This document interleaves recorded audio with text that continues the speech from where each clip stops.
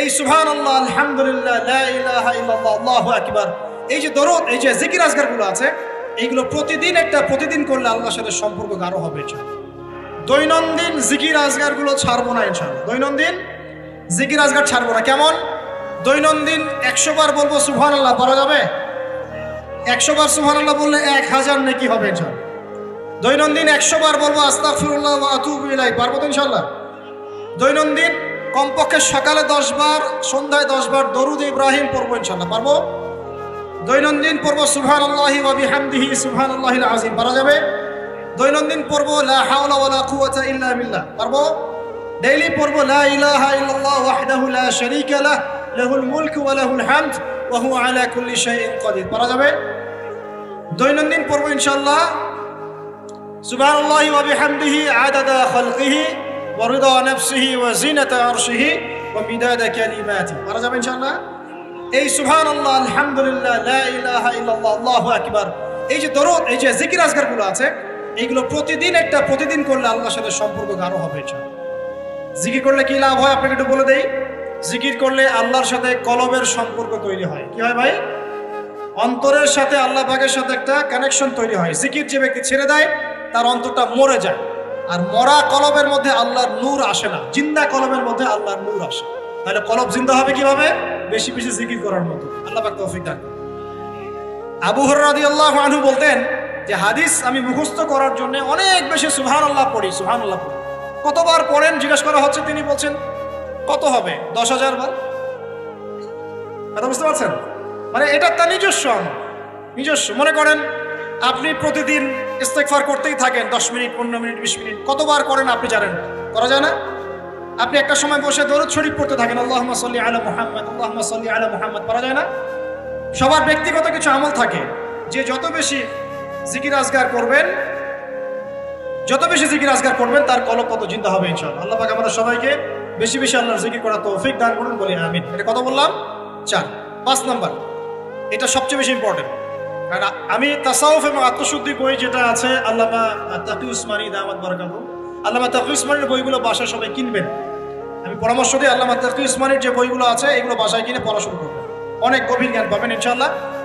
তো তার তাসাউফ আত্মশুদ্ধি বইয়ের মধ্যে তিনি এনেছেন যে অনেক বড় বড় বুজুর্গানাদিন তারা তাজকিয়ার জন্য এই আমলটাকে বেশি গুরুত্ব দিতেন, সেটা হলো আল্লাহর কাছে বেশি বেশি দোয়া করা। কি করা ভাই? বেশি বেশি দোয়া করা, মানে চলতে ফিরতে দোয়া করতে থাকতেন। কেমন? যেমন ধরেন যে এমনও বুজুর্গ ছিলেন, আলেমে দ্বীন ছিলেন, যারা রাস্তায় হাঁটছেন, বাজারে যাচ্ছেন, বাজারে যাওয়ার সময় আল্লাহকে বলছেন, আল্লাহ বাজারে যাচ্ছে, বাজারে আমার কেনাকাটা যেন সহজ হয়।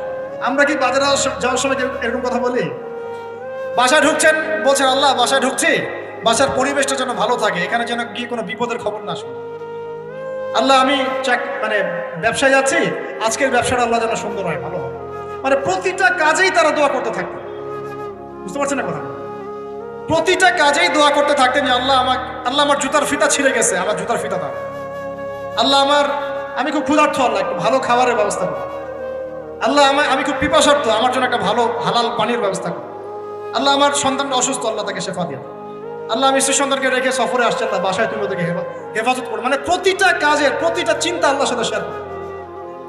এটা যে যত বেশি করতে পারে তার সাথে আল্লাহ পাকের সম্পর্ক তত বেশি ভালো। আর এটা করলে 3টা লাভ। কটা লাভ ভাই? যে দোয়াটা করবেন হয় সাথে সাথেই আল্লাহ পাক আপনাকে দিবেন, না হলে এই দোয়ার ওসিলায় আপনার তাকদীরের কোনো বিপদ আল্লাহ দূর করে দিবেন। মনে করেন আপনি দোয়া করেছেন, আল্লাহ আমাকে কালকে এই ব্যবসার এই কাজটা তুমি সলভ করো। কালকে গিয়ে দেখলেন সেই কাজটা আপনি পান নাই। আপনার কাছে মনে হচ্ছে যে হয়তো আমি দোয়া করলাম, কবুল হয় নাই, কিন্তু হয়তো এই দোয়ার ওসিলায় আপনার আগামী পরশু দিনের একটা বিপদ আপনার তাকদীরে আসতো, ওইটা আসে নাই। কথা কি বুঝতে পারলেন আমার কথা?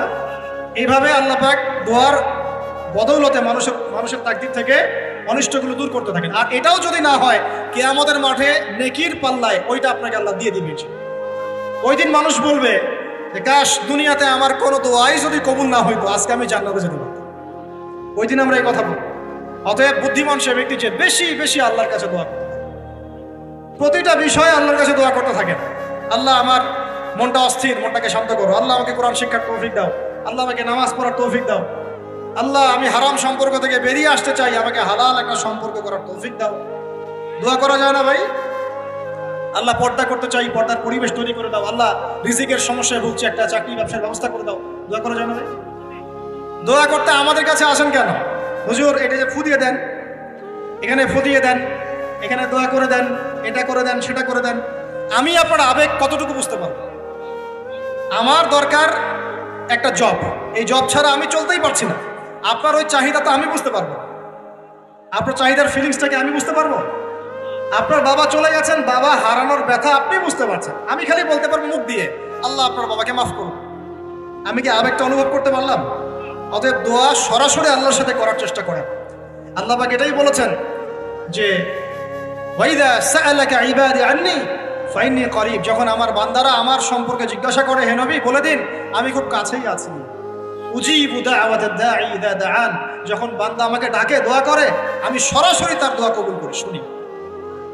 একদম ঘাড়ের রগ, এই যে ঘাড়ের রগের চাইতে আল্লাহ আমাদের কাছে আছে। সুবহানাল্লাহ। বাস আজকে ফিরে আসেন প্রিয় ভাই, আজকেই ফিরে আসেন, আল্লাহর কাছে দোয়া করা শুরু করেন। আল্লাহ পাক তৌফিক দান। আর দোয়া কবুলের অনেক সময় আছে, এই যে ওয়াজ মাহফিলের সময়, হালাকার সময়, শেষ রাত্রে, তাহাজ্জুদে, ফরজ নামাজের আগে পরে, হ্যাঁ বৃষ্টি বর্ষণের সময়, অনেক দোয়া আছে, সময় আছে। এই সময়গুলোতে দোয়া করলে আল্লাহ দোয়া কবুল করবেন। আর সবচেয়ে ভালো একটা অস্ত্র শিখিয়ে দিই আপনারা, দিব। অন্য একদিন বলেছিলাম একটা লেকচারে, আরেকবার মনে পড়ে গেল বলে দিই।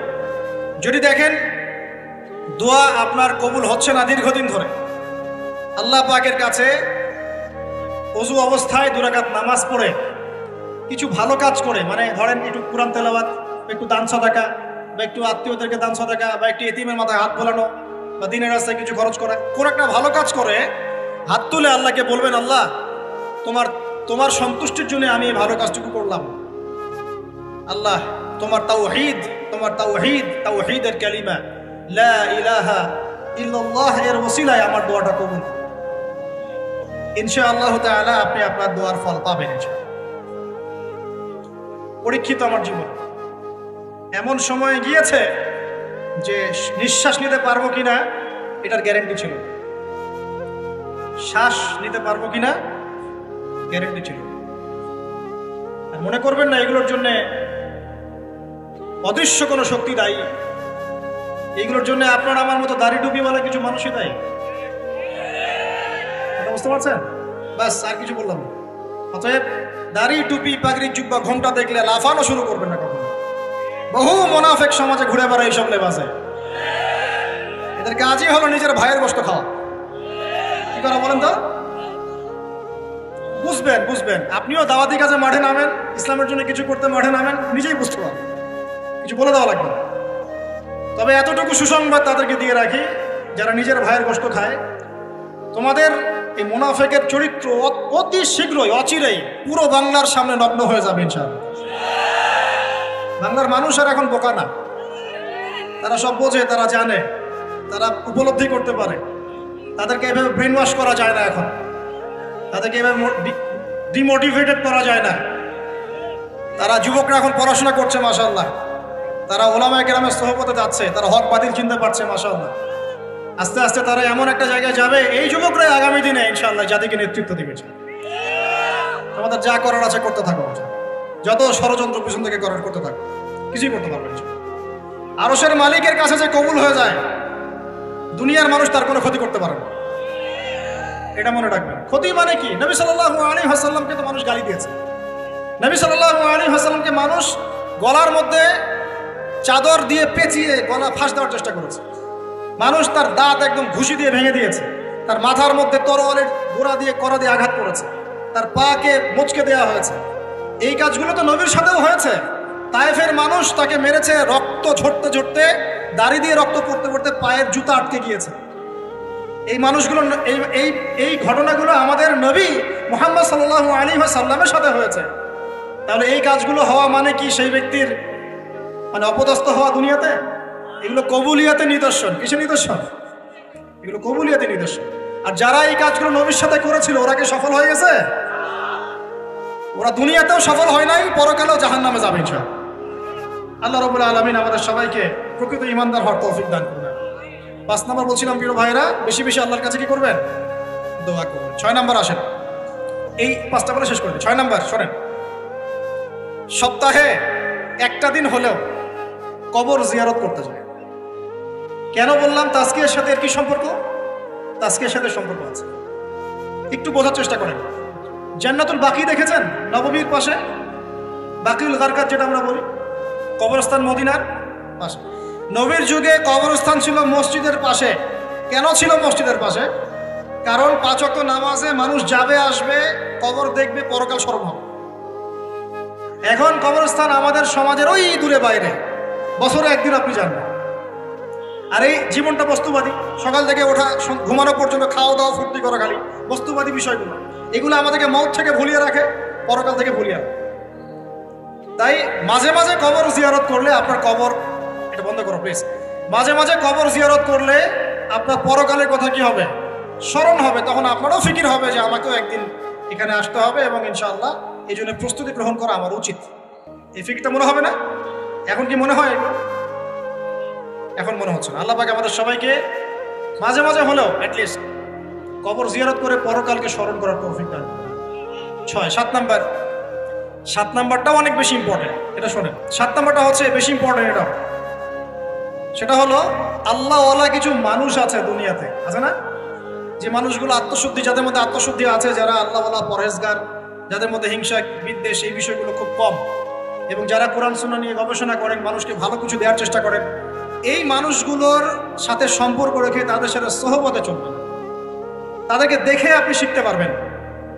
সবকিছু বইপত্র পড়ে হয় না, কিন্তু ওলামায়ে কেরামের কাছাকাছি গিয়ে সহবতে গিয়ে দিন শিখতে হবে। আল্লাহ পাক তৌফিক দান করুন।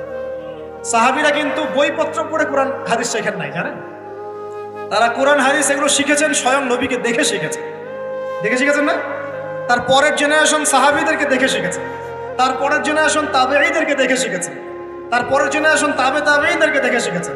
এইভাবে আস্তে আস্তে আস্তে আস্তে এই সিলসিলা চলে আসছিল। এখন আমরা কি করি? ইন্টারনেট দেখে শিখি। কি দেখে শিখি? একটা মাসআলা জানতে চান, বাস ঢুকলেন ইউটিউবে, ফেসবুকে, তখন দেখলেন ওই মাসআলা নিয়ে 10 আলেমের 10 রকম মন্তব্য, মাথা খারাপ হয়ে গেল, তাই না ভাই? তারপরে দেখেন যে অমুক যা বললো তমুকের বিরুদ্ধে। আর মাশাআল্লাহ কিছু ননসেন্স ইউটিউবার আছে, হ্যাঁ, কমন সেন্স নাই, ননসেন্স, কিছু ননসেন্স কমন সেন্স হীন ইউটিউবার কিছু আছে, ফেসবুকের আছে, কি টাইটেল দেওয়া লাগবে সেটাও জানে। অমুক তমুককে ধুয়ে দিল, মানে ওয়াশিং মেশিন, ডিটারজেন্ট পাউডার, অমুক তমুককে ধুয়ে দিল, হ্যাঁ, তমুককে আবার যে ওয়াশ করলেন তমুক, হ্যাঁ, অমুককে এই করলেন, বাপরে, মানে কি একটা অবস্থা। এই জন্য যে ইউটিউবিং এর কথা বলছো না, ওই যে ইউটিউবার আমাদের অফিসিয়াল যারা আছে ওদের সহ আমরা অচির একটা অ্যানাউন্সমেন্ট দিই। ইউটিউবিং করতে চাও, ভিডিও রেকর্ড করতে চাও, ইনশাল্লাহ এমন একটা সিস্টেম তোমাদের সামনে আমি লঞ্চ করতে যাচ্ছি। এই সিস্টেম পার করে তোমাদেরকে আসতে হবে রেকর্ড করার জন্য। এই সিস্টেমের মধ্যে প্রথম কি থাকবে জানেন? 40 দিন নামাজ পড়ছে কিনা আমাকে দেখাতে হবে। বেনামাজি তোমার সাথে ইউটিউবে কি সম্পর্ক? তোমার সাথে দিন প্রতিষ্ঠার কি সম্পর্ক? দিন কায়েমের কি সম্পর্ক? তোমার দ্বারা দিনের কোনো কাজ নাই। 40 দিন নামাজের রিপোর্ট পেশ করবা যে নামাজ পড়ছি ভাই 40 দিন। আগে হবে রিটেন পরীক্ষা, লিখিত পরীক্ষার মধ্যে আমি 6টা সাবজেক্ট ফিক্স করছি। 1 নম্বর কোরআন, 2 নম্বর হাদিস, সহজ, বেশি কঠিন না, প্রাইমারি জিনিস। 3 নম্বর সিরাত, নবীর জীবনী। 4 নম্বর ইসলামের ইতিহাস, 5 নম্বর ফিকহ, আর 6 নম্বর হচ্ছে আকীদা। এই 6টা বিষয়ের কিছু কিতাব আছে, বেসিক কিতাবগুলো দিয়ে দেওয়া হবে, বাসায় পড়াশোনা করবো, করে 1 মাস 2 মাস পরে পরীক্ষা দেবে। আগে দেখবো জ্ঞানের কি অবস্থা। ওই যে নেতৃত্ব দেওয়ার কয়টা গুণা বলেন? একটা লাগবে ইলম, একটা জিসম। দিনের যে কাজ করবে, দিন বুঝে কিনা এটা তো আমাকে দেখতে হবে, ও দিনের জ্ঞান আছে কিনা এটা তো আমাকে বুঝতে হবে, দিন আমল করে কিনা আমাকে তো জানতে হবে। নামাজও পড়ে না, দিনের জ্ঞানও নাই, ওকে তো রেকর্ড করতে দিলে মাথা খারাপ হবে। ও কোন কন্টেন্ট কোথায় লাগাবে, কোন টাইটেল কোথায় দিবে, মাথা। আর এটা তো মিডিয়ার যুগ, মানুষ তিলকে তাল বানা রেখে দেবে। হ্যাঁ, যদি বলি এখন যে মাশাআল্লাহ আমরা একটা জান্নাতি পরিবেশে বসে আছি, দেখবেন কিছু বলদ বলে ফেলবে কালকে সাতক্ষীরার মাটিকে জান্নাতের সাথে তুলনা করলে আবু তহা। কথা বুঝতে পারেন না? এই হলো অবস্থা। ইন্টেলেকচুয়াল অবস্থা আমাকে জানতে হবে তো। আগে রিটেন পরীক্ষা দিবে, তারপর ভাইবার পরে আমরা কিছু ক্রাইটেরিয়া দিব। এই রুলস এবং রেগুলেশনস মেনটেন করে করতে পারলে করবে, আদারওয়াইজ না। শোনেন, দুষ্ট গরুর চেয়ে শূন্য গোয়াল অনেক ভালো। আর এই জিনিসগুলো আমি প্রথমে এত কঠোর ছিলাম না। বিগত 2-3 বছর এই সারা দেশ ঘুরে আমার যে তিক্ত অভিজ্ঞতাগুলো হয়েছে, এগুলো আমাকে এভাবে ভাবতে বাধ্য করেছে। এখন মনে করি এগুলো আল্লাহর পক্ষ থেকে কল্যাণই ছিল, আলহামদুলিল্লাহ। অভিজ্ঞতাগুলো না হলে এগুলো শিখতে পারতাম না। সুবহানাল্লাহ। আর বলতে যাচ্ছি না, ভিতরে অনেক কিছু আছে, পরে চায়ের কাপে আলোচনা হবে ইনশাআল্লাহ, ঠিক আছে? আচ্ছা, বাদ দেন। এখন শোনেন, এখন 7 নম্বর যেটা বলছিলাম, রাসূলরা সাহাবীদেরকে দেখে শিখেছে, সাহাবীরা রাসূলকে দেখে শিখেছে, সাহাবীরা রাসূলকে দেখে শিখেছেন, তাবেঈরা সাহাবীদেরকে দেখে শিখেছেন, তারপরের জেনারেশন তাদেরকে দেখে শিখেছেন। এখন আমরা যদি দিন শিখতে চাই, খালি বই পুস্তক পড়লে হবে না, খালি ইউটিউব ফেসবুক ঘাঁটলে হবে না। আলেম ওলামার কাছে যেতে হবে, সিলেবাস কেন্দ্রিক পড়াশোনা করতে হবে। কি সিলেবাস? এই 6টা সাবজেক্ট বললাম না ভাই? কোরআন পড়েন, এটা একটা সিলেবাসের অন্তর্ভুক্ত বিষয়। হাদিস পড়েন, সিলেবাসের অন্তর্ভুক্ত বিষয়। আপনাকে আকীদা বই পড়তে হবে, সিরাতের বই পড়তে হবে, ফিকহের বই, আর ধরেন ইসলামের ইতিহাস। এই জিনিসগুলো একটু পড়াশোনা করেন। পড়াশোনা করে ক্লাসিক্যাল ওলামায়ে কেরাম যারা, কোন ওলামায়ে কেরাম? ক্লাসিক্যাল যারা, মানে হকপন্থী ওলামায়ে কেরাম যারা সকালে একটা ফতোয়া দিয়ে রাত্রে আরেকটা দেয় না, এই টাইপের না আর কি। বাতাস এদিকে ব্যাস ওইদিকে, বাতাস ওইদিকে ওইদিকে, এই টাইপের না। 5 বছর আগে এক কথা বলতো, 5 বছর পরে দেখা যায় না, বাবা এখন এই কথা ভুলেও বলা যাবে না, অনেক কথা। তো এই টাইপের কথা বলছি না, যারা সর্বদাই হকের উপর থাকার চেষ্টা করেন, মানুষ হিকমা অবলম্বন করতে পারে, হকের উপর থাকার চেষ্টা করেন, এই হকপন্থী ওলামায়ে কেরামের সহবতে গিয়ে দিন শেখার চেষ্টা করেন। এবং এই ওলামায়ে কেরাম প্রত্যেক ঘরানাতেই আছে, প্রত্যেক ঘরানাতেই হকপন্থী ওলামায়ে কেরাম আছেন। আপনারা আলেমদের মধ্যে বিভক্তি সৃষ্টি করবেন না, বরং সবাইকে ভালোবাসার চেষ্টা করবেন। এখন তো শুরু হয়েছে আলেম পূজা, শাইখ পূজা। যে যে আলেমকে পছন্দ করে, যে যে শাইখকে পছন্দ করে, ব্যাস চোখ বন্ধ করে ওইখানে ডানে যাবেন। এখন সে সঠিক বললেও সঠিক, বেঠিক বললেও সঠিক। এই একটা সমস্যা শুরু হয়েছে। সংকীর্ণ হলেন কেন? এত সংকীর্ণ হলেন কেন? ইসলাম তো সংকীর্ণ না, এটা তো বৈচিত্র্যময়। এখানে আপনি পরিপূর্ণ জ্ঞান পেতে হলে তাকে খোলা মন লালন করতে হবে, যে যেখানেই হক পাবো সেটাই নিব ইনশাআল্লাহ, হক যেখানে পাবো সেখানে নিব ইনশাআল্লাহ। আমি হককে সীমাবদ্ধ করে ফেললাম কেন? যে আমার শায়েখ যা বোঝেন এইটাই, এর বাইরে কিছুই না। এটা করতে গেলে কি হবে জানেন? পয়সার এক পিঠ দেখবেন, আর এক পিঠ তো দেখবেনই না, তখন আপনি মাহরুম হয়ে যাবেন। তবে হ্যাঁ এটাও বলে রাখি, যারা একেবারেই সাধারণ মানুষ, একদম সাধারণ কোনো মানুষ, যার এলেম কালাম নাই, কোরআন হাদিস পড়তে জানেন, এমন মানুষ আছে না, একদম রুট লেভেলে, তাদের জন্য অবশ্যই উচিত যে কোনো অন্তত একজন আলেমকে ফলো করো, অন্তত একজন আলেমকে ফলো করো। কারণ আপনি তো কিছু বুঝেন না, কোরআন সুন্নাহ বুঝেনই না, কিছু পড়তেও পারেন না, বুঝতেও পারেন না, কিছুই পারেন না। অতএব একজন আলেমকে আপনি ফলো করে চলেন, ইনশাআল্লাহ আল্লাহ মাফ করবেন ইনশাআল্লাহ। হ্যাঁ, যদি কখনো জানতে পারেন যে আপনার সেই ফলো করা আলেমের অমুক মাসআলাটা কোরআন সুন্নাহর বিরুদ্ধে চলে গেছে, বা এর চেয়েও ভালো কোনো বিশুদ্ধ মাসআলা আছে, তাহলে সেটা আপনি আমল করবেন, সমস্যা কি? তাই বলে বিভক্তি বাড়াবেন না। 7 নম্বর বলেছিলাম ওলামায়ে কেরামের সোহবতে থাকার চেষ্টা করেন। 8 নম্বর হচ্ছে ভাই, মনের মধ্যে হিংসা, বিদ্বেষ, রিয়া, অহংকার, এই খারাপ রিপুগুলোকে দূর করতে হবে। পারা যাবে কিনা ইনশাআল্লাহ? এটা হলো 8 নম্বর। মনের মধ্যে হিংসা, বিদ্বেষ, অহংকার, রিয়ার খারাপ রিপুগুলোকে দূর করতে হবে। কিন্তু এটা খুব ডিফিকাল্ট। কিভাবে করবেন? মনের মধ্যে চলে আসতে পারে, যদি চলে আসে পড়বেন আউযু বিল্লাহি মিনাশ শাইতানির রাজিম, পড়বেন আউযু বিল্লাহিস সামিউল আলিম মিনাশ শাইতানির রাজিম, পড়বেন আউযু বিকালিমাতিল্লাহি তাম্মাতি মিন শাররি মা খালাক, পড়বেন বিসমিল্লাহিল্লাযী লা ইয়াদুররু মা ইসমিহি শাইউন ফিল আরদ ওয়ালা ফিস সামা ওয়া হুয়াস সামিউল আলিম, পড়বেন আমানতু বিল্লাহি ওয়া রাসূলিহি। এই যে দোয়া কালামগুলো পড়বেন, ইনশাআল্লাহ মনের মধ্যে এই সমস্যাগুলো চলে যাবে, ওয়াসওয়াসার একটা রোগ চলে যাবে ইনশাআল্লাহ। মনটাকে পবিত্র করার চেষ্টা করি, আল্লাহ পাক তৌফিক এনায়েত করুন।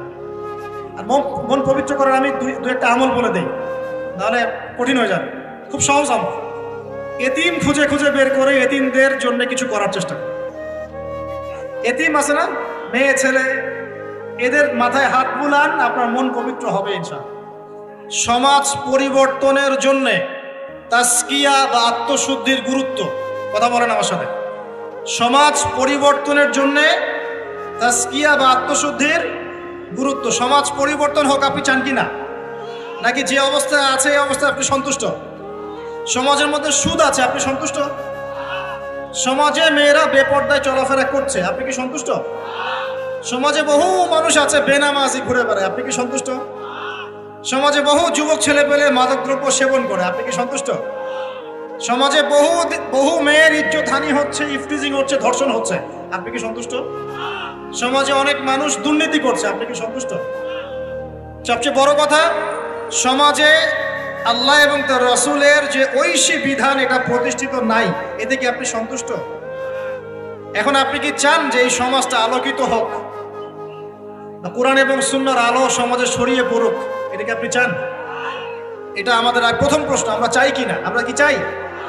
আচ্ছা, তাহলে আল্লাহ রাব্বুল আলামিন কোরআন এবং সুন্নাহর মধ্যে কিছু দিক নির্দেশনা দিয়েছেন। আমি এই পুরো জিনিসটা থেকে 10টা মৌলিক পয়েন্ট আপনার সাথে শেয়ার করতে চাই। আমরা যদি সামাজিক পরিবর্তন চাই, সর্বপ্রথম প্রয়োজন হচ্ছে তাজকিয়া বা আত্মশুদ্ধি। এই তাজকিয়া মানে কি ভাই? আমার সাথে কথা বলবেন। আত্মশুদ্ধি, আত্মশুদ্ধি মানে নিজের পরিশুদ্ধি, নিজের পরিশুদ্ধি। দেখুন, রাসূলুল্লাহ সাল্লাল্লাহু আলাইহি ওয়াসাল্লাম যখন সমাজে দাওয়াতি কাজ শুরু করলেন, আল্লাহর নবী কি এমন মানুষ ছিলেন যে খালি কথা বলতেন, নিজে আমল করতেন না? এমন মানুষ ছিলেন না? নিজে যেটা বলতেন সেটা আগে করে দেখাতেন। কোনটা বলেন তো? নিজে যেটা বলতেন সেটা করে দেখাতেন। আমরা নামাজ পড়ি কয় ওয়াক্ত? 5 ওয়াক্ত। নবীজি নামাজ পড়তেন কয় ওয়াক্ত জানেন? 8 ওয়াক্ত। কয় ওয়াক্ত? এটা তো নতুন শুনলেন মনে হয়। 5 ওয়াক্ত নামাজ তো তিনি পড়তেনই, তার পাশাপাশি পড়তেন তাহাজ্জুদ। 5 আর আগে কত হলো? 6। এরপরে পড়তেন ইশরাকের নামাজ, কত হলো? 7। এরপরে পড়তেন চাষ্টের নামাজ, সালাতুদ দুহা, কত হলো? যে মানুষটার আগের কোনো গুনাহ নাই, পরেও কোনো গুনাহ নাই, যে মানুষটা পবিত্র, যার আমল নামায় কোনো গুনাহই নাই, যে মানুষটাকে আল্লাহ বাছাই করেছেন সমাজ পরিবর্তনের জন্য, মানুষকে দিন শেখানোর জন্য, পথ ভোলা মানুষগুলোকে জান্নাতের পথে আনার জন্য, সেই মানুষ নিজে অন্যকে বলছেন 5 ওয়াক্ত নামাজ পড়ো, নিজে পড়ছেন 8 ওয়াক্ত। তার মানে এখান থেকে আপনাকে বোঝাতে চাইলাম, সমাজ পরিবর্তন করতে হলে যারা এই কাজ করতে চাবেন তাদের নিজেকে আগে পরিশুদ্ধ হতে হবে, অন্যের চাইতে বেশি আল্লাহওয়ালা হতে হবে। আল্লাহ পাক তৌফিক দান করুন। তাজকিয়া মানে হলো আত্মশুদ্ধি। আত্মশুদ্ধি সম্পর্কে আল্লাহ পাক বলেন, বিসমিল্লাহির রহমানির রহিম, আল্লাহ বলেন কদ আফলাহা মান যাক্কাহা। যে ব্যক্তি আত্মশুদ্ধি অর্জন করেছে সে সফল হয়ে গেছে। বলেন সুবহানাল্লাহ। যে ব্যক্তি আত্মশুদ্ধি অর্জন করতে পেরেছে সে সফল হয়ে গেছে। ওয়াকাদ খাবা মান দাসাহা। আর যে ব্যক্তি আত্মশুদ্ধি অর্জন করতে পারে নাই সে ব্যক্তি ধ্বংস হয়ে গেল। বলি নাউজুবিল্লাহ। আত্মশুদ্ধি মানে আত্মার পরিশুদ্ধি। এখানে একটু বোঝেন আমার সাথে। আমরা নামাজ পড়ি, ফিজিক্যাল ভূমিকা এখানে আছে কিনা? নামাজে ফিজিক্যাল ভূমিকা আছে কিনা? এই যে নামাজে বাহ্যিক শারীরিক কিছু কার্যকলাপ আছে কিনা? কিন্তু এই নামাজটাই যদি আমি মনের মধ্যে রিয়া নিয়ে পড়ি, নামাজ কবুল হবে কিনা? কথা বলেন। আচ্ছা, তার মানে নামাজ পড়ার সাথে সাথে অন্তরের পরিশুদ্ধিও দরকার আছে। আপনি এখন যাকাত দিচ্ছেন, নামাজ পড়ছেন, সওম রাখছেন, সব কি শারীরিক ইবাদত না? শারীরিক আর্থিক ইবাদত না? হজ করছেন, উমরা করছেন, সব শারীরিক ফিজিক্যাল ইবাদত। কিন্তু মনের মধ্যে আছে অহংকার, মনে আছে রিয়া, মনে আছে কুফরি, মনে আছে নেফাক। এখন ইবাদত কবুল হবে কিনা?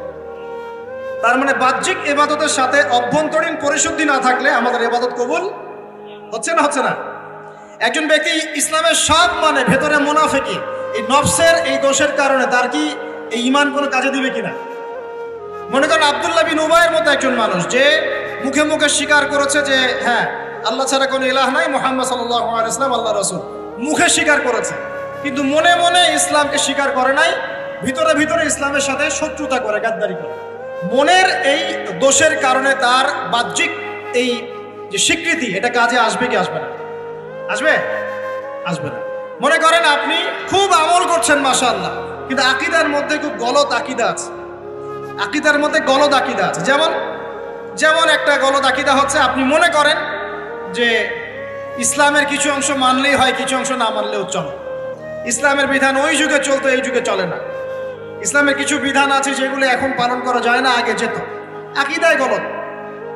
কেউ যদি মনে করে যে তাকদীর বা ভাগ্য বলতে কিচ্ছু নাই, আমি যা করব তাই পাবো। কেউ যদি মনে করে যে আল্লাহ রাব্বুল আলামিনের জাত এবং সিফতগুলো এগুলা মানার দরকার নাই, শুধু আল্লাহকে রব হিসেবে মানলেই হয়, মানে এরকম অনেক গলদ আকীদা আছে। কিন্তু এটা নিয়ে আলাদা লেকচার দেওয়া যায়। তো এখন ইবাদতের আমল সে করছে ঠিকই, কিন্তু আকীদার মধ্যে গলদ বিশ্বাস আছে। এখন তার ইবাদত কবুল হবে কিনা? কথা বলেন। হবে না।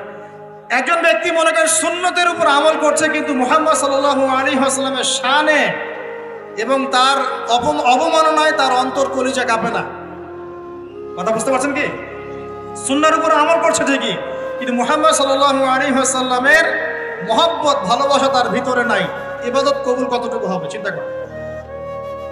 এই যে ভিতরের বিষয়গুলা, অন্তরের সাথে সম্পৃক্ত বিষয়, ভিতরের আকীদা, ভিতরের মহব্বত, আল্লাহর প্রতি ভয়, আল্লাহর প্রতি একটা ইহসান, মনটাকে রিয়া মুক্ত করা, অহংকার মুক্ত করা, হ্যাঁ, অন্যের প্রতি বিদ্বেষ মুক্ত করা, তারপরে কুফর নেফাক এগুলো মুক্ত করা, এই যে অন্তরের সাথে সম্পৃক্ত বিষয়গুলোই এই তাজকিয়া বা আত্মশুদ্ধির মৌলিক বিষয়। আমার কথা কি বুঝতে পারছেন?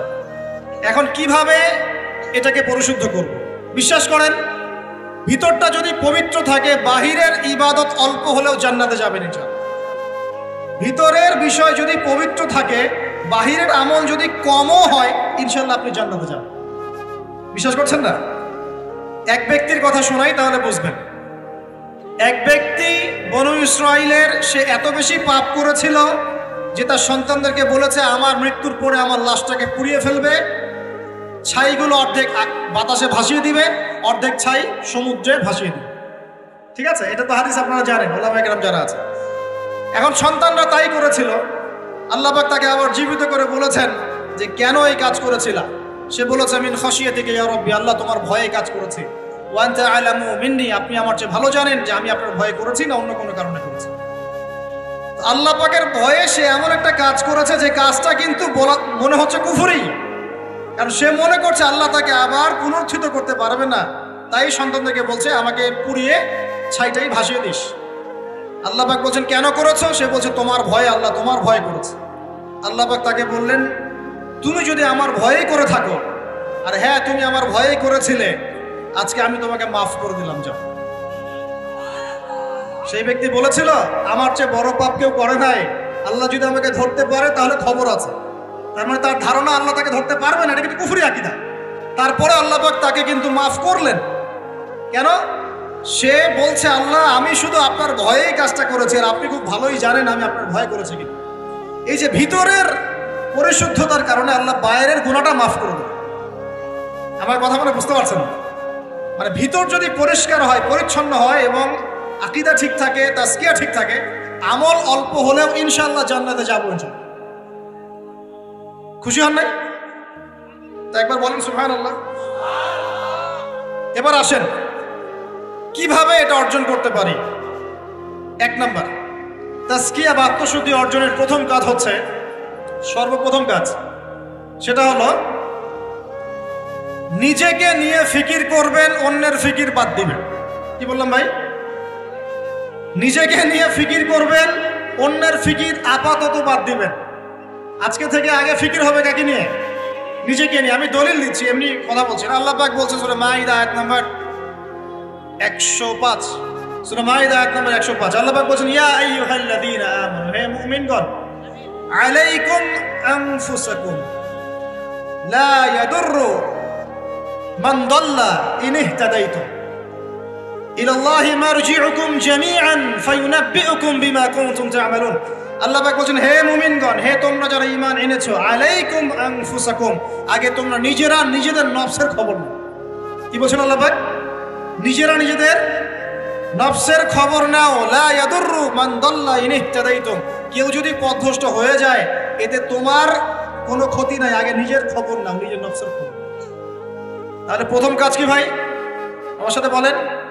এবার নিজের নফসের একটু খবর নেই ভাই, আমার সাথে বলেন দেখি কার কার বয়স এখানে 20 বছর ক্রস করেছে? হাত তোলেন, হাত নামান। এবার কার কার বয়স 30 বছর ক্রস করেছে?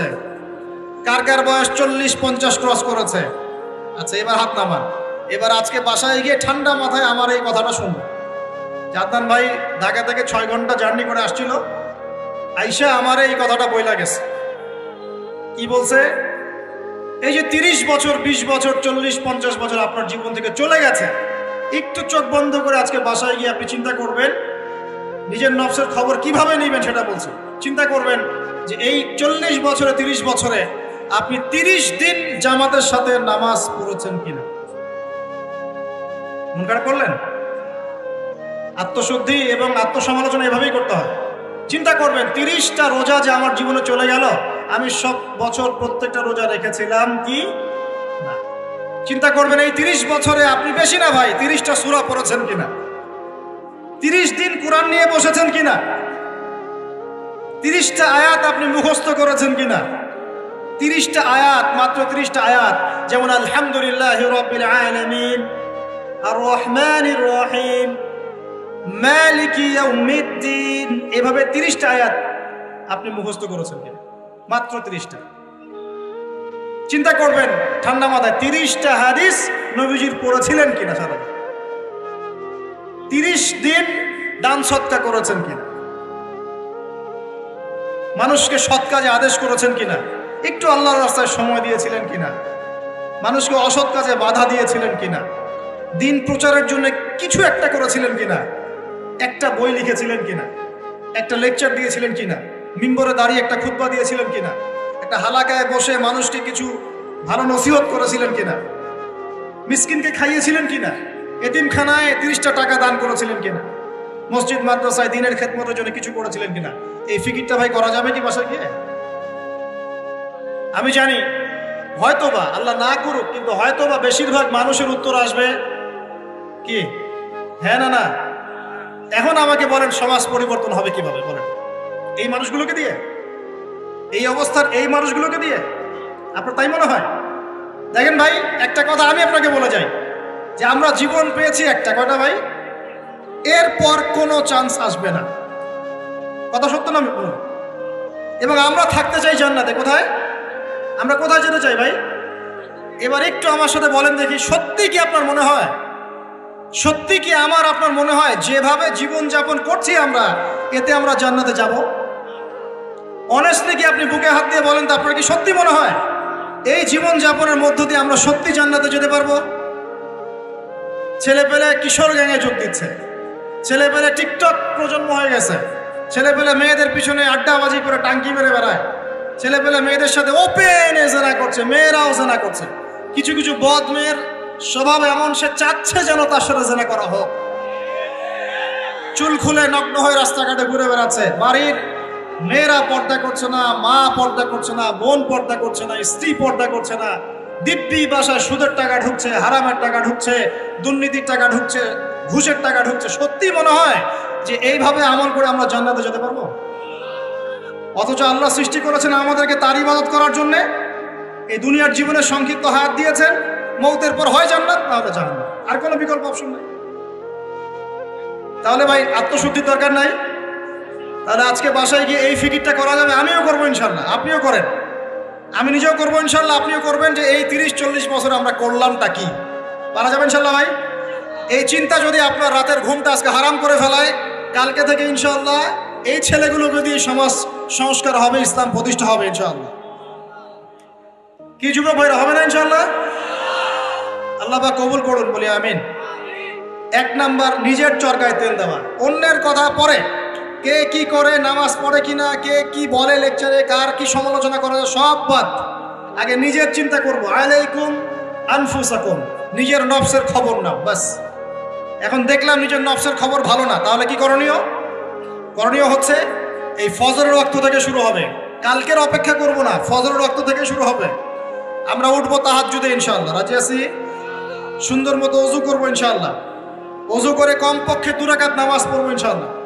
পরে আল্লাহর কাছে চোখের পানি ছেড়ে দিব, দিয়ে বলবো, আল্লাহ সারা জীবন যা করেছে আল্লাহ তুমি মাফ করো। কি আমিন বলেন? আরে আজিব এলাকায় আসলাম রে ভাই, আপনাদের কোনো জাজবা নাই নাকি, চেতনা নাই নাকি? আমিন বলেন, আল্লাহ মাফ করে দেখ। এখন তো দোয়া কবুলের সময়, এখন যে দোয়া করবেন কবুল হবে ইনশাআল্লাহ, বিশ্বাস করছেন না? আমরা দোয়া করি অবিবাহিত যুবকদের আল্লাহ বিয়ের ব্যবস্থা করে দাও, শাবাশ। আমরা দোয়া করি যে বেকার যুবক যারা, তাদেরকে আল্লাহ রিজিকের ব্যবস্থা করে দাও। আল্লাহ যেসব মেয়ে দিনী বোনদের বিয়ে শাদী হচ্ছে না, তাদেরও বিয়ের ব্যবস্থা করে দাও। আল্লাহ পাক যুবক ভাইদেরকে দ্বীনের জ্ঞান অর্জনের তৌফিক দান করো। সামনে হজের মৌসুম আসতেছে, অনেকে হজে যাবে ইনশাআল্লাহ, আমাদেরকেও যাওয়ার তৌফিক আল্লাহ দান করো। আল্লাহ রাব্বুল আলামিন আমাদের যুবক ভাইদেরকে আগামী দিনে বাংলার জমিনে দিন কায়েমের জন্য কবুল করে দেন, আমিন। উলামায়ে কেরামের মধ্যে আল্লাহ মহব্বত বাড়ায় দেন, দলে দলে বিভক্তিগুলো বন্ধ করেন। দলে দলে বিভক্তি শুনলে আমার গা জ্বলা শুরু করে, এই জন্য অনেকে আমাকে একটু রাগ করেন আমার সাথে, এসে আমার সাথে দলীয় পরিচয় দিবেন না, আমি অমুক দল করি, আমি তমুক দল করি। দলে দলে তো বিভক্ত করে উম্মাটাকে বিভক্ত করে রেখে দিয়েছে নাকি, হাজার হাজার ফেরকায় বিভক্ত করে রেখে দিয়েছে।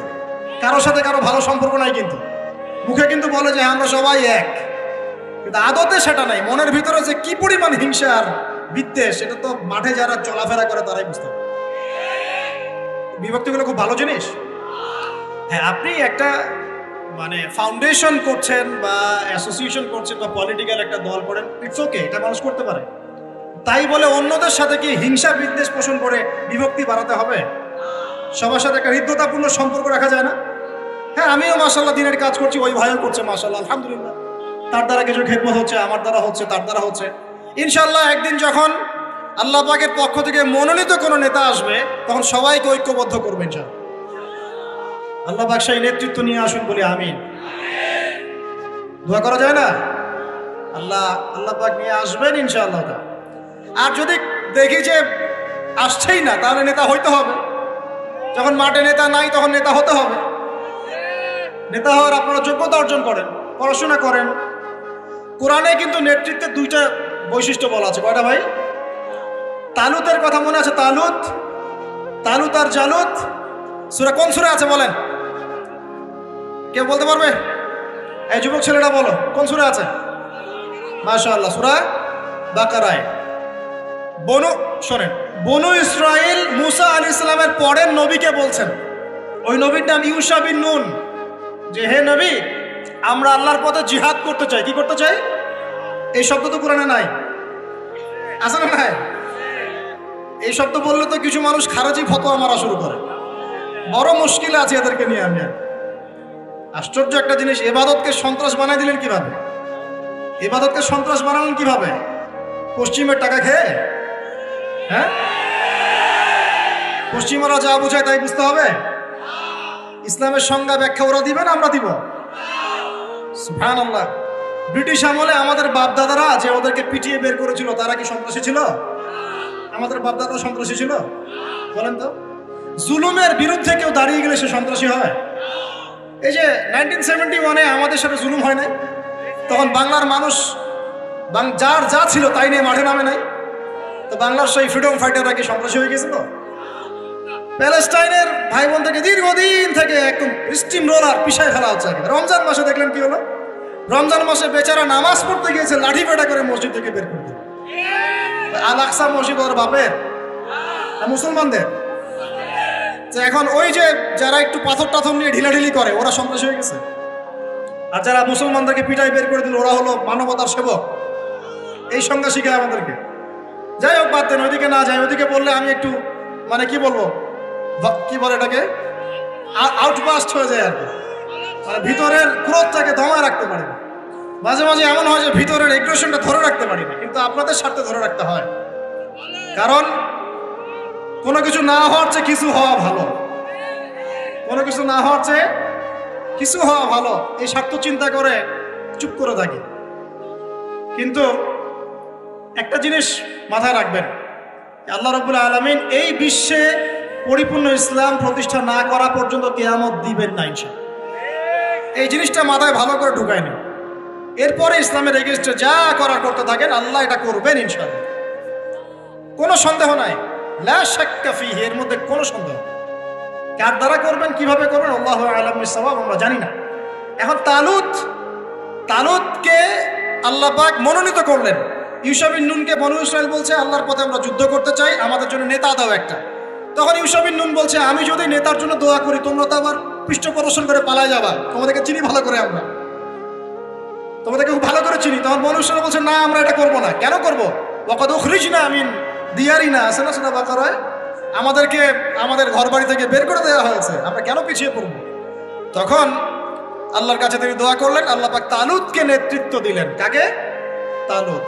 আর এই যে তালুতকে নেতৃত্ব দিয়েছেন, এই নেতৃত্ব দেওয়ার পর আল্লাহ পাক বললেন যে তালুতকে আমি দুইটা স্পেশাল গুণ দিয়েছি। কয়টা ভাই? তার মানে নেতৃত্বের স্পেশাল গুণাবলী কয়টা? একটা হচ্ছে জিসমান, তালুতকে আমি দিয়েছিলাম শারীরিক শক্তি, ফিজিক্যাল স্ট্রেংথ, শারীরিক শক্তি। আর এখন বহু নেতা সমাজে দেখাতে হাঁটতেই পারে না। নেতা হওয়ার আগে আগে ফিজিক্যালি স্ট্রং হতো, তাই না ভাই? ফিজিক্যালি স্ট্রং না হতে পারলে নেতৃত্ব দিতে পারে? ফিজিক্যাল স্ট্রেংথ হচ্ছে প্রথম শর্ত। সে সুস্থ ছিল এবং শারীরিকভাবে অনেক শক্তিশালী ছিল। কে, কার কথা বলছি? যুগে যুগে সমস্ত নেতৃত্ব দেখেন, ওমর ইবনুল খাত্তাব শারীরিকভাবে দুর্বল ছিল না ফিজিক্যাল স্ট্রেংথ ছিল? কোনটা? স্ট্যামিনার কেমন ছিল? আলী রাদিয়াল্লাহু আনহু শারীরিকভাবে কি দুর্বল ছিল? উসমান, আবু বকর রাদিয়াল্লাহু আনহুমা তারা কি দুর্বল ছিল? নবী সাল্লাল্লাহু আলাইহি ওয়াসাল্লাম নিজে দুর্বল ছিলেন? 40 জন পুরুষের শক্তি তার গায়ে ছিল। কতজন ভাই? আল্লাহু আকবার। 40 জন পুরুষের শক্তি কার গায়ে ছিল? তারপরে তিনি কোনোদিন কারো গায়ে থাপ্পড় দেন না, কারণ নিজের উপর আঘাত আসলে তিনি মাফ করে দিতেন। শুধু একটা যুদ্ধে তিনি তীর নিক্ষেপ করেছিলেন, ওই তীর এক কাফেরের গলার পাশ দিয়ে চলে গেছে, ওতেই তার মৃত্যু হয়ে গেছে, ওতেই। নবী সাল্লাল্লাহু আলাইহি ওয়াসাল্লামের মনেও যদি কষ্ট দিত, আল্লাহ পাক তাকেও পাকড়াও করতেন। নবীজি না বললেও আল্লাহ পাক তাকে পাকড়াও করতেন। যাই হোক, তাহলে তালুতকে প্রথম যে গুণাবলী দেওয়া হয়েছে নেতৃত্ব, সেটা কি? জিসমান, শারীরিক শক্তি। তার মানে এখন যারা এটা হতে চান, আগে ফিজিক্যালি স্ট্রং হবেন, ভালো ভালো খাওয়া দাওয়া করবেন, হালাল টাকায়, হারাম টাকায় না, জিম টিম করবেন, হ্যাঁ, বক্সিং টক্সিং প্র্যাকটিস করবেন, রেসলিং টেসলিং খেলবেন, হ্যাঁ, কুস্তি কুস্তি করবেন, মানে ফিজিক্যালি স্ট্রং হওয়ার চেষ্টা করবেন। আর এইগুলো করো তো ভালো, টিকটক চালানোর চাইতে। সকালে উঠে যদি আমরা একটু গ্রাউন্ড দিয়ে দৌড়াদৌড়ি করি, মাঠে ফুটবল খেলেন বা একটু ফিজিক্যাল কসরত করেন, জিম করেন, কাজটা ভালো না? এটা ওই টিকটক হচ্ছে ভালো না? বসে বসে ফেসবুক উতানো আর এই যে পর্ন দেখাচ্ছে ভালো না? এই জন্য বলি এগুলো ভালো, এগুলো করেন, তা ওইগুলোতে যায়। এটা হলো 1 নম্বর জিসমান, মানে ফিজিক্যাল স্ট্রেংথ। 2 নম্বর ইলমান, জ্ঞান। কি লাগে ভাই তাহলে? দুইটা, একটা জিসম, একটা ইলম। এখন আমাদের এই দুইটা না থাকলেও চলে, খালি জনগণ বললেই হলো যে আপনার চরিত্র ফুলের মতো পবিত্র, তাই না ভাই? এই দুইটার একটা না থাকলেও চল। আল্লাহ পাক আমাদের সবার উপরে এমন এমন সব নেতৃত্ব নিয়ে আসুন, যাদেরকে আল্লাহ পাক শারীরিক শক্তি এবং জ্ঞানের শক্তি দান করছে। বলি আমিন। দোয়া করতে সমস্যা আছে? যাকেই নিয়ে আসুক, সে যদি ফিজিক্যালি শক্তিশালী হয়, তার মধ্যে জ্ঞান থাকে, সে ইসলাম প্রতিষ্ঠা করে, আমার কোনো সমস্যা আছে? কোনো সমস্যা না। আমরা দোয়া করবো আল্লাহ পাক তাকে দীর্ঘ নেক হায়াত দারাজ করুন। আমিন। আর যদি দেখি যে কোনো নেতাই নাই, তখন নেতা হতে হবে। কি হতে হবে? আল্লাহ পাক তৌফিক এনায়েত করুন। আমাদের যুবক ভাইদেরকে আল্লাহ কবুল করুন। আমিন। তাজকিয়া অর্জন হচ্ছে সমাজ পরিবর্তনের মূল জিনিস। আর এই তাজকিয়া অর্জনের জন্য প্রথম কাজ হলো নিজের চরকায় আলাইকুম আনফুসাকুম, নিজেকে নিয়ে ভাবুন, বাস নিজেকে নিয়ে ভাবুন, নিজের কবরকে নিয়ে ভাবুন, আপনার আমলনামা নিয়ে ভাবুন, এই বিগত জিন্দগিতে কি করেছি এটা ভাবেন, সামনের জীবনে কি করতে পারি এটা ভাবেন। এখন মনে করেন আপনি চিন্তা করলেন যে না, আমার জীবনে ভালো কাজ খুব কম আছে, আপনার নাই বলে গিয়েছিল, আমি মিলিয়েছি খাতা কলম নিয়ে, দেখলাম ভালো কাজ খুব বেশি নাই। এখন কি করতে হবে আপনাকে? প্রথম কাজ, আমার সাথে বলেন আস্তাগফিরুল্লাহ। এটা বায়াত করাচ্ছি, বায়াত বলেন আস্তাগফিরুল্লাহ আল্লাযী লা ইলাহা ইল্লা হুয়াল হাইয়ুল কাইয়্যুম ওয়া আতুবু ইলাইহি। আল্লাহ, আমরা বিগত জীবনে যে পাপগুলোই করেছি, আল্লাহ আমাদেরকে মাফ করুন, এবং আগামী পুরো জীবনে আমাদেরকে কোরআন সুন্নাহ মেনে চলার তৌফিক দান করা যাবে ইনশাআল্লাহ। এখন থেকে আর 5 ওয়াক্ত নামাজ ছাড়বো না ইনশাআল্লাহ। রাজি আছি? সম্ভব হলে জামাতে পড়বো, যদি জামাত কোনো কারণে পড়া পসিবল না হয়, অন্তত পক্ষে বাসায় পড়বো ইনশাআল্লাহ। প্রতিদিন 5 টাকা 10 টাকা হলেও দান খয়রাত করবো ইনশাআল্লাহ। প্রতিদিন একজনকে হলেও দাওয়াত দিব ইনশাআল্লাহ। প্রতিদিন একটা করে ভালো কাজের আদেশ করবো ইনশাআল্লাহ। একটা করে হলেও খারাপ কাজে নিষেধ করবো ইনশাআল্লাহ। প্রতিদিন একটা পৃষ্ঠা করে হলেও কোরআন পড়বো ইনশাআল্লাহ। 1 পৃষ্ঠা হলেও হাদিস পড়বো ইনশাআল্লাহ। 1 পৃষ্ঠা হলেও ইসলামিক কোনো বই পড়বো ইনশাআল্লাহ। আর গার্লফ্রেন্ডের নাম্বার মোবাইল থেকে ডিলিট করে দেবো ইনশাআল্লাহ। ঠিক আছে ভাই? যত রকম আজে বাজে কাজ, আড্ডা মারা, এই পর্ন দেখা, হ্যাঁ, আপনার মাদক দ্রব্যের আসর, খারাপ ফ্রেন্ড সার্কেল, গুন্ডামি, মাস্তানি সব থেকে তওবা করলাম, আল্লাহ কবুল করুন, আমিন। আগে নাম্বার ডিলিট করেন, এটা প্রথম কাজ। এই ফিতনা থাকলে সমস্যা। এটা কেমন ফিতনা আপনাকে বলাই, আমি বুঝাই, শুনেন শুনেন। এটা এমন ফিতনা যে অবৈধ অবস্থাতেও ফিতনা সৃষ্টি করতে পারে, বৈধ অবস্থাতেও করতে পারে। অতএব খুব সাবধান। নবী সাল্লাল্লাহু আলাইহি ওয়াসাল্লামের এই হাদিসটা মাথায় রাখেন। নবীজি বলেছেন, আমি, শোনেন ভাই, আমি পুরুষদের জন্য নারীদের চাইতে ভয়ঙ্কর কোনো ফিতনা রেখে যাচ্ছি না। ব্যাস, এখন কি করবেন? কলেজের সামনে দাঁড়া থাকবেন? আমি পুরুষদের জন্য নারীদের চাইতে ভয়ঙ্কর কোনো ফিতনা রেখে গেলাম না। কে বলেছেন? কে বলেছেন? আমি কি তার চেয়ে ভালো সমাজ বুঝবো? অতএব আমার পরামর্শ ভাই, ভালো কাজে ব্যস্ত থাকেন, নিজের আমলনামা গোছান, পাপ ছেড়ে দেন, ভালো কাজে এবং দিনই কাজে মেহনতের সাথে থাকেন। সামর্থ্য হয়ে গেলে বিয়ে শাদী করে নেন, সামর্থ্য হয়ে গেলে বিয়ে শাদী করে নেন। একটা করবেন, একটা ভাই। অনেক আলেম এখন অনেক কথাই বলছে, ঠিক আছে, আমি পরামর্শ দিচ্ছি, একটাই কইরেন, একটাই। এখানে একটা আবেগী কথা বলি, আবেগী কথাটা শোনেন। যদি প্রথমত আপনি রিজিকের সোর্স তালাশ করবেন, এরপর আল্লাহর কাছে সেজদায় কান্নাকাটি করবেন, আল্লাহকে বলবেন, আল্লাহ আমার জন্য উপযুক্ত, যে আমার জীবনে আসলে দুনিয়া আখেরাত দুটোই সুন্দর হয়ে যাবে।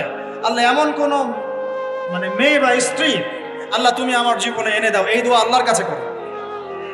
এরপর যখন পাত্রী যদি পছন্দ হয়ে যায়, যে না সব দিক থেকে মাশাআল্লাহ তাকে পারফেক্ট মনে হচ্ছে, আপনি যদি মন থেকে তাকে ভালোবাসা শুরু করেন, ডানেও দেখবেন না আর বামেও দেখবেন না, বাস তাকে নিয়ে জীবন কাটিয়ে দেবেন। পারা যাবে ইনশাল্লাহ। এখনকার সমাজে এটা একটা সমস্যা, কেউ কাউকে নিয়ে সন্তুষ্ট থাকতে পারছে না। স্বামী স্ত্রীকে নিয়ে না, স্ত্রী স্বামীকে নিয়ে। এই সমস্যাটা দূর হবে এভাবে। আর মনে রাখবেন, এটা সাহাবীদের যুগ নয়। এটা কাদের যুগ নয়? আপনিও সাহাবী নন, আপনার স্ত্রীও কিন্তু মহিলা সাহাবী নন। আপনিও সাহাবী নন, আপনিও তাবেঈ নন, আপনিও আইম্মায়ে কেরামের যুগের মানুষ নন, আর আপনার স্ত্রীও তাদের মতো নন। অতএব আমার আপনার মধ্যে যেমন হাজারটা ত্রুটি থাকতে পারে, তার মধ্যেও থাকবে। অতএব এটাকে একটু সবরের সাথে মার্জনা করে করে চলতে হবে। আল্লাহ পাক তৌফিক দান করুন। তবে এক পর্যায়ে যদি এমন দেখা যায় যে এই ফিতনার কারণে আপনি দিন থেকে বিচ্যুত হয়ে যাচ্ছেন, তখন আপনি দিনকে বেছে নেবেন, ফিতনাকে বেছে নেবেন। কথা বুঝতে পারছেন ভাই? আল্লাহ তৌফিক দান করুন। এগুলো গোল্ডেন নসিহত, এগুলো ওঠেন বসেন করে আপনি শুনতে পারবেন না। এগুলো লাভ ঝাপ মার্শাল আর্ট জিকির হয়, মার্শাল আর্ট। স্টেজের মাঠে কুম্ফু কেরাত খেলা হয়, সুবহানাল্লাহ, কি যে হয়, কত কি যে হয়। কতগুলোকে দেখেছি আমি ওয়াজ মাহফিলের এই সিজনে বাস ধরেও ঝোলাঝুলি শুরু করছে। জানি না এগুলা কোথায় পাইছে, আল্লাহ ভালো জানেন। আল্লাহ রাব্বুল আলামিন এটা কেন আমি বলি, সম্ভবত এখানে জিনের আসর হয়। কিসের হয়? সম্ভবত জিন বলতে কিন্তু কিছু আছে, আপনি জানেন কিনা? মানুষের উপর ভর করে, কিন্তু জিন কিন্তু মানুষের উপর ভর করতে পারে, আর মেয়েদের উপর বেশি ভর করে।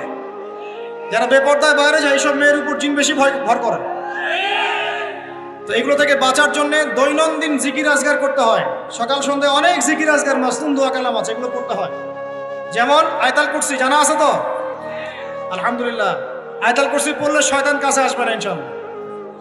সূরা ফালাক নাস ইখলাস জানা আছে তো? সকাল সন্ধ্যায় 3 বার করে ইনশাআল্লাহ। সূরা বাকারার শেষের 2 আয়াত জানা আছে? রাত্রেবেলা একবার। প্রেসক্রিপশন দিচ্ছি, এগুলো বিনা হাদিয়াতে প্রেসক্রিপশন দিচ্ছি। এগুলো কবিরাজের কাছে নিতে গেলে ও তো হাদিয়া নিবে, আর ডাক্তারের কাছে গেলে বলবে অ্যান্টি ডিপ্রেশন একটা ওষুধ দিয়ে দিবে, ঘুমের একটা ওষুধ খাও, ঠিক হয়ে যাবে, রিল্যাক্স। কিন্তু সব রোগের ট্রিটমেন্ট মেডিকেল সায়েন্স করতে পারে না। রুকিয়া, বদনজর, জাদুগ্রস্ততা, সেহের, এগুলোর ট্রিটমেন্ট মেডিকেল সায়েন্স করতে পারে না। এগুলো ট্রিটমেন্ট কোরআন করবে, হাদিস করবে, দোয়া কালাম করবে।